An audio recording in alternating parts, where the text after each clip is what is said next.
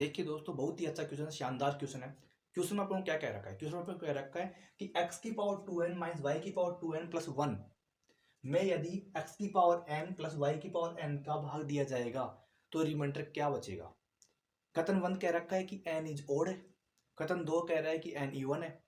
और देखो ऑप्शंस क्या कह रहे हैं। ऑप्शंस ये कह रहे हैं कि क्या कथन 1 का यूज करके फाइंड आउट किया जा सकता है, क्या कथन 2 का यूज करके फाइंड आउट किया जा सकता है, क्या दोनों का यूज नहीं करना, मतलब बिना यूज किए भी फाइंड आउट किया जा सकता है, या फिर दोनों का यूज करने के बाद में फाइंड आउट किया जा सकता है इसकी वैल्यू, क्या रिमाइंडर की वैल्यू। तो देखिए दोस्तों, बहुत ही अच्छा, बहुत ही शानदार क्वेश्चन है। एक्स की पावर एन लिख सकता हूँ उसको मैं, का होल स्क्वायर माइनस वाई की पावर एन का होल स्क्वायर प्लस 1। अब देखिए ए की पावर एन माइनस बी की पावर एन, आपको पता है कि ए की पावर एन माइनस बी की पावर एन, यदि एन यहाँ पे इवन होता है तो इसके दो फैक्टर होते हैं, क्या क्या, ए माइनस बी और ए प्लस बी। होते कि नहीं होते? होते, आपको होगी, मतलब कि इसके दो फैक्टर होते हैं, मतलब इसमें ए प्लस बी का पूरा पूरा भाग जाएगा और ए माइनस बी का पूरा पूरा भाग जाएगा। देखिए यहाँ पे ए माइनस बी होगा, ओके, ए माइनस बी का पूरा पूरा भाग जाएगा।